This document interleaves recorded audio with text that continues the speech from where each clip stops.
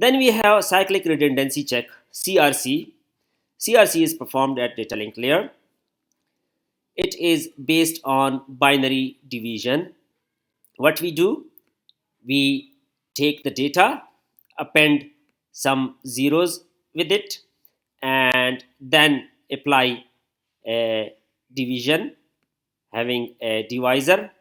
So the appended bits, let's say we have n bits, so the divisor should be n plus 1 of length. And after that, when we divide this whole thing on the divisor, we will get a remainder that would be called as CRC. The data plus CRC is sent, and at the receiving end, again the same divisor, this one divisor is used for dividing this data plus CRC and check the remainder. If remainder is 0, then accept it. Otherwise, there would be some sort of corruption in the data or CRC. Here we have an example. We have data.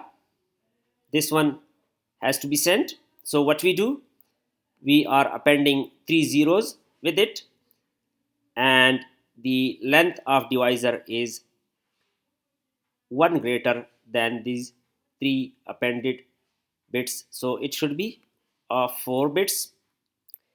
And if we divide this data on this divisor, we will get 001 as a remainder.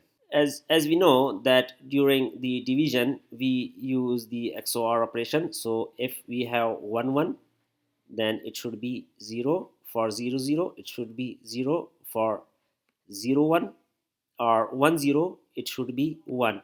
So for 1 it should be 0, for 0 it should be 0, and for 10 or 01 it should be 1 here. So we are using XOR operation here, and at the end we get the remainder. So what happens, this remainder is appended with this data. A CRC checker functions exactly like the generator. At receiving side, CRC is used, and at the sending side, the CRC generator is used. Both work in the same way. Data plus CRC is divided by the predefined divisor at the receiving end. So if the remainder is all zeros, then it is accepted. Otherwise, the data is discarded because that data would have some sort of error. Here we have an example. Data to be sent. This one is the data. So it is here. We appended 40. This is actually 4 bits. So we appended 4 bits with this data. So the divisor must be greater than 4. It must be 5. So this one is the divisor. Now if we perform this division, we will get this value as a remainder. So this one is actually our CRC. At receiving end, we will get the data plus the remainder or CRC. So both are divided by the same divisor, this one, and at the end we will get zeros if there is no corruption in these bits. Otherwise we will get some value here rather than 0, and in that case the received packet would be dropped, or the received data would be considered as corrupted. CRC polynomial, CRC generator, the divisor, is also represented as an algebraic polynomial. It can be used to prove the concept mathematically. So here we can use such type of polynomial notations to represent the CRC generator or the divisor. Here, let's say we have a polynomial, this one. So this one is x power 0, x power 1, x power 2, x power 3 is skipped here, x power 4 is skipped here, then x power 5 and x power 6 is skipped. So for the present values, we are giving 1. So here we have 1s. For x power 3, there should be 0. For x power 4, there should be 0. And similarly, for x power 6, there should be 0. So this one is our divisor, and this divisor is represented by this polynomial. All burst errors of a length equal to the degree of polynomial are detected. These are some standard polynomials. For CRC12, we have this divisor. For 16, for CRC ITU, and for CRC 32, we have this polynomial. We have one another example. Here we have the original message which has to be transmitted. Then we have a polynomial x power 3 plus 1. So it is actually x power 3 plus x power 2 plus x power 1 plus x power 0. So if we convert this into the bits, it should be 1, then 1 for x power 0, and these two zeros are for x power 2 and x power 1. So this is our 4-bit CRC generator. Since we have a 4-bit CRC generator, this is given, so we must append 3 bits, 3 zeros with the original data. Now we are using this divisor and data plus 3 zeros, and here we are having XOR operations. During the division, at the end we will get a remainder. This one is the remainder. Since we appended 3 bits here, so we will also take the 3 bits from the remainder, the LSB bits, and append those 3 bits with the original data. So we will get this block of bits. Now this block is transmitted. At receiving end, same divisor which was applied here is used, and the data received is used here. Now if we process this division, we will get zeros here because we have same data at both ends. So there is no corruption of any sort of corruption of bits, so definitely there would be 0 in the remainder. Let's say we have 0 here. This one is, let's say, corrupted or changed during the transmission. The actual value is 1, and here we have 0. So what will happen here? This would be 0, and at the end in the remainder we will have 1, which is representing that the data has been changed. Another example for CRC, here we have the data, and this one is the divisor. Now if we look into the divisor, it has 6 bits, so we must append 5 bits or 5 zeros with this data and do divide this entire block on this divisor. So after the division, we will get a remainder, and then we must append this remainder with this data. So here, if we look into the number of bits or the number of zeros appended is 5 and the remainder is 4. So here we must append 5 bits with the data, and the remainder here is actually 4 bits. So here we must also supply one additional bit. this entire block is now ready and this one will be transmitted. At receiving end, same divisor will be applied on the received data, having the actual data plus the calculated remainder or the calculated CRC. So after having the division, we will get remainder as equal to 0 because all the bits are not changed. So in case if any of these bits is changed, then this remainder would not be 0.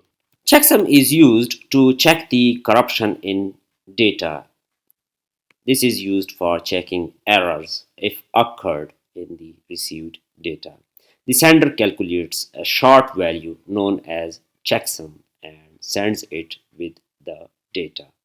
On the other side, the receiver also calculates the checksum. The receiver takes the sum of the received data with received checksum, and if the receiver at the end gets ones for the entire result, then there would be no error, else there would be some sort of error in the data and we will say that the received data is corrupted. Imagine we have a UDP segment or a TCP packet. The first thing that we do is to divide and slice up it up to 16-bit pieces. So here, let's say we have 48 bits. So we must divide it into 3 parts, each having 16 bits. Now, these are 48 bits, 16 plus 16 plus 16. And the sender needs to send this data. So what will happen?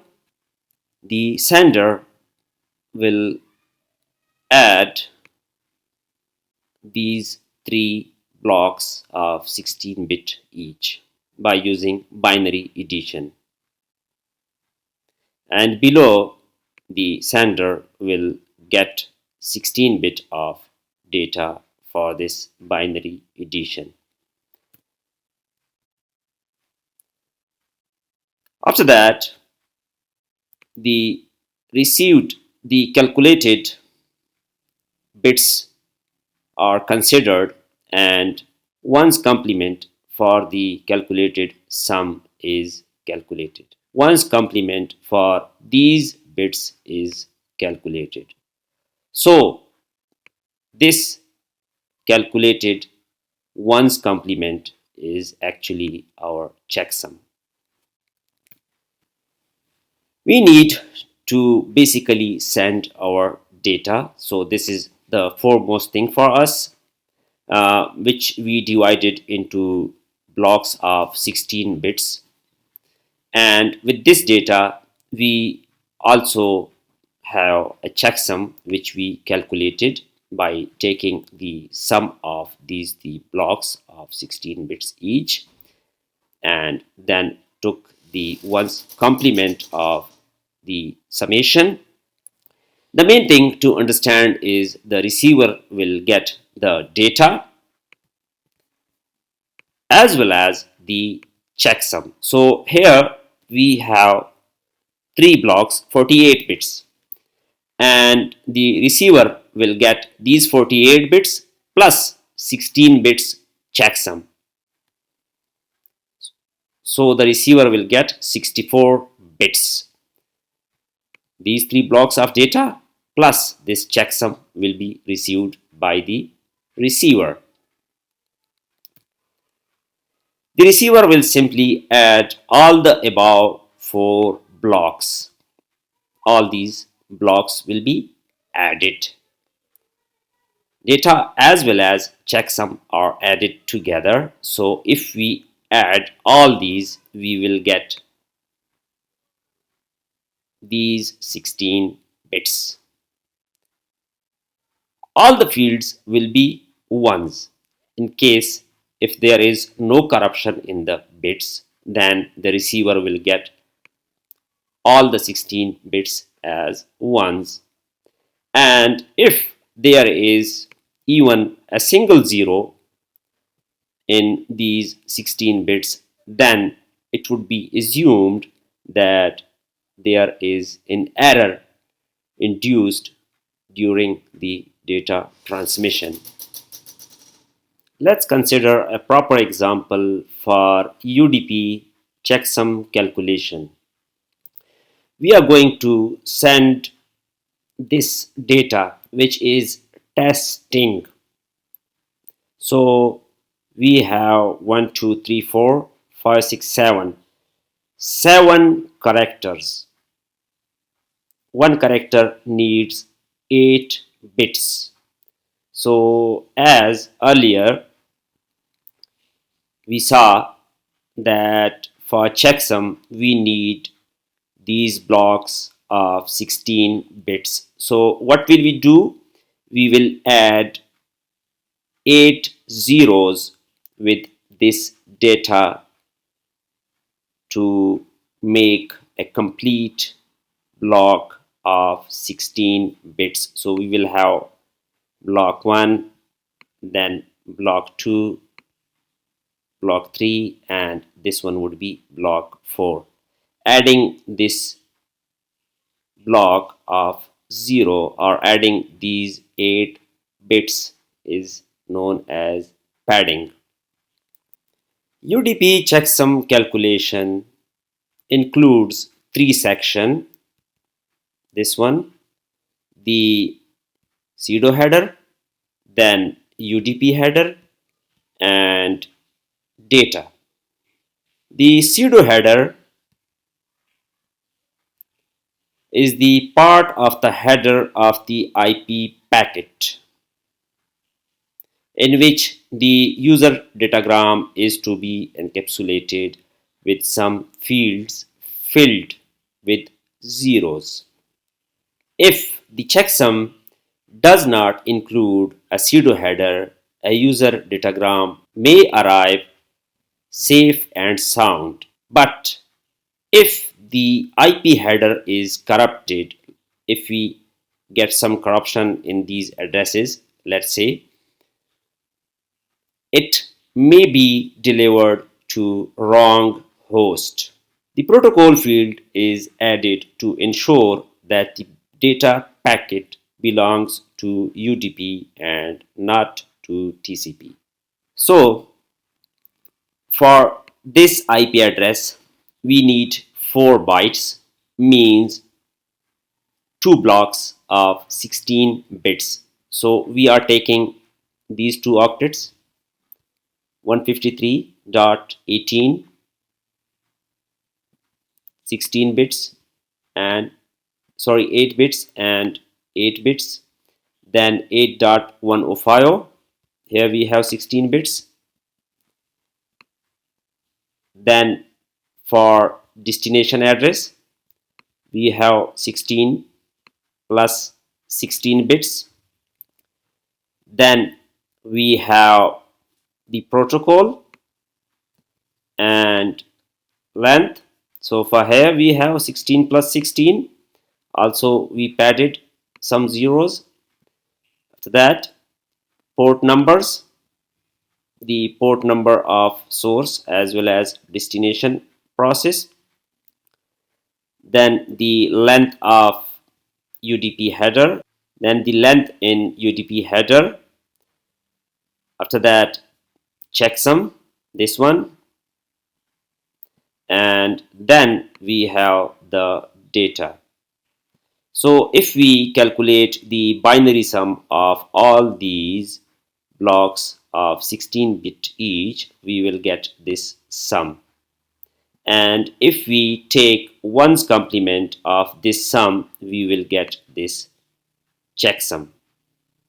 So at sending side, all these bits are sent along with this checksum, and on receiving side, all these bits and this checksum are added using binary sum.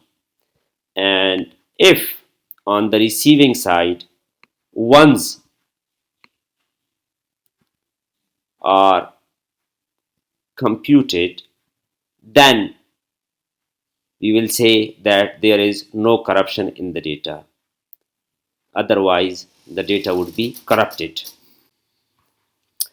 We have an example for calculating the checksum. So here we have the header and we have some values in this header.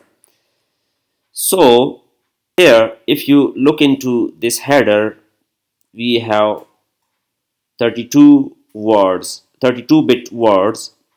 Like here we have 32 bits, then 32 bits, 32, 32, 32. In the previous example, but we did this. In fact, for checksum, we need 16 bits. So we are going to take 16 bits from here, 4, 5, and 0, convert it into hexadecimal, then 28, convert it into hexadecimal, then here 16 bits, 1, this one is converted. Similarly, all these values are converted. The IP addresses are also splitted into two parts.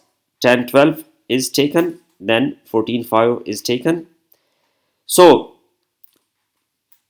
then sum is calculated of all these hex, and one's complement is taken of this sum. So this one is the checksum for our header. It is just like transport layer, but that time we converted the fields into binary bits. There were blocks of 16 bits.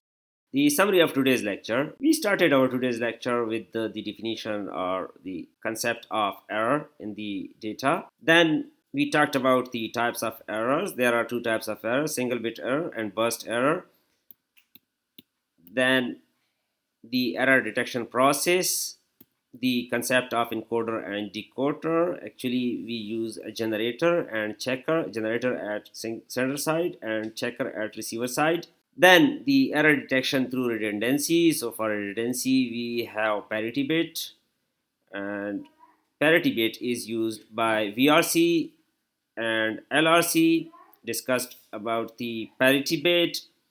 Then VRC took some examples for VRC, then the performance of VRC, then LRC with two examples, then CRC, and for CRC we took three examples. We also talked about the CRC polynomial, and at the end we discussed the checksum. For checksum, we studied the process of checksum, took an example for UDP checksum, and then took an example for IPv4 datagram checksum.